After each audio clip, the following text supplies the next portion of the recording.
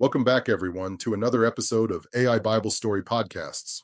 I'm your host, Donald, and today we've got a guest whose story from Genesis 11 to Genesis 25 is nothing short of epic. A man who left his home, his security, not even knowing where he'd end up, all because of a divine whisper. He's the father of nations, a pioneer of faith, and his journey still inspires millions. Please welcome Abraham, the great biblical patriarch. Abraham, thank you for being here. Let's start at the beginning. What was it like when God called you out of Haran? How did you feel when you heard his plan? Thank you, Donald. It's a privilege to share this. I was 75, settled in Haran with Sarai, my wife, and Lot, my nephew, when the Lord broke into my life and said, "Go from your country, your people, and your father's household to the land I will show you. I will make you into a great nation, and I will bless you." I felt this rush, wonder, fear, confusion, leave everything for an unknown place. Sarai couldn't have children. How could I become a nation? But his voice carried weight, a promise I couldn't shake. So we packed our tents and went, trusting step by step in God. That leap of faith is incredible. Let's paint a picture. Take us to when you first arrived in Canaan. What did that moment feel like? Canaan was raw and untamed, golden hills stretching wide, dotted with oaks, the air thick with dust and possibility. I stood near Shechem, awestruck, when God said, "To your offspring I will give this land." I built an altar, hands trembling, not because I owned it yet, but because I felt chosen. The stars above seemed to whisper the promise.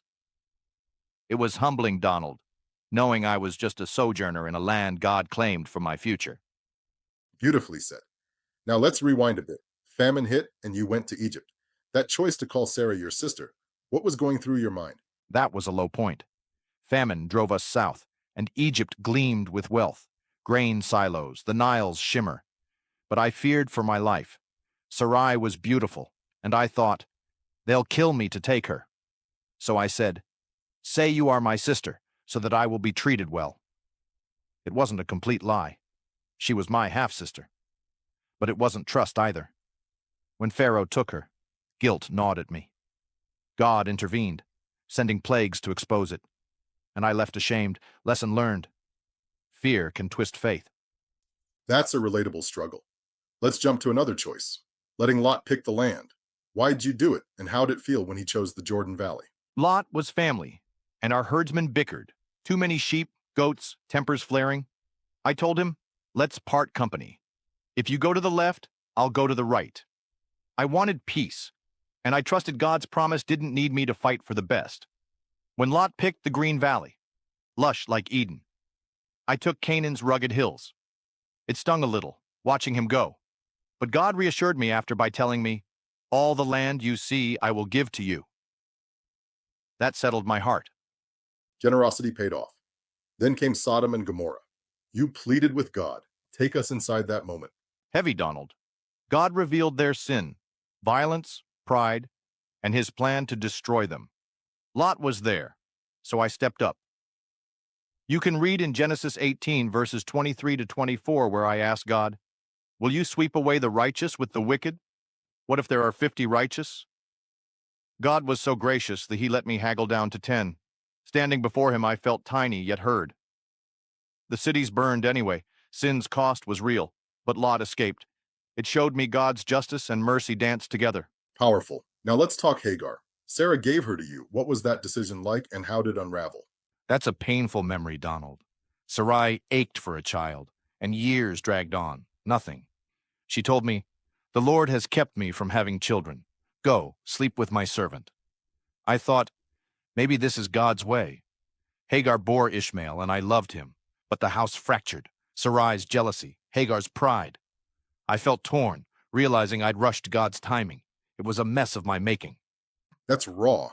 Did you ever wonder what might have happened if you'd held off? All the time. If I'd waited, maybe Ishmael and Hagar wouldn't have suffered exile. But God didn't abandon me. At 99, he told me again in Genesis 17, verse 4, "You will be the father of many nations," renaming me Abraham and changing Sarai to Sarah. Then Isaac came and fulfilled his words. "Sarah will bear you a son." My failures didn't kill his promise. Speaking of that covenant, circumcision at 99, what was that like? Oh, it was a shock indeed. God said, "This is my covenant. Every male among you shall be circumcised." I was old, Donald, bones creaking, skin weathered, and here's this permanent mark of trust. It hurt, but it bonded us to him, a sign I'd never forget. I led my household in it, sealing our faith in blood and obedience. Wow. Now the big one, sacrificing Isaac. Walk us through that. That was gut-wrenching. In Genesis 22, verse 2, God said, "Take your son, your only son, whom you love, Isaac, and sacrifice him." My world tilted. Isaac was the promise, my joy. Yet I'd seen God's miracles. We climbed Moriah, Isaac carrying wood, asking, "Where's the lamb?" I choked out, "God himself will provide." Binding him, knife raised, my heart screamed, but faith held. The angel stopped me, a ram appeared, and I collapsed, sobbing. God was enough. Killing. What did he teach you there? How's your story part of his plan? Trust, even in darkness. My life, flawed as it was, shows God's grace triumphs. He said in Genesis 22:18, "Through your offspring all nations will be blessed." I see that pointing to the Messiah, a Savior tying my altars to God's big redemption. Let's touch on Sarah's death. How did that shape you? Her loss carved deep. At 127, she died in Hebron, and I mourned over her. Buying that cave in Machpelah wasn't just burial. It was staking my claim in Canaan, believing God's promise lived beyond her. It was grief mixed with hope. That's moving. So, how does your story fit the bigger picture? Jesus, the new earth. I was a nomad, a sinner God chose. Through Isaac, nations grew, leading to the one who'd bless all. My tents, my failures, they're threads in his tapestry, weaving toward a new creation where promises bloom eternal. Beautiful. What's your message to someone who's blown it too many times? Don't give up. I faltered, lied, doubted, but God stayed true. Psalm 103 verse 8 tells us, "The Lord is compassionate and gracious." Your stumbles don't end his love. Step toward him. He's faithful. Abraham, thank you for this incredible journey.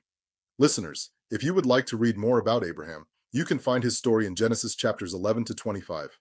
Until next time, take this. God's promises overcomes our messes. Subscribe, share, and reflect on Abraham's faith.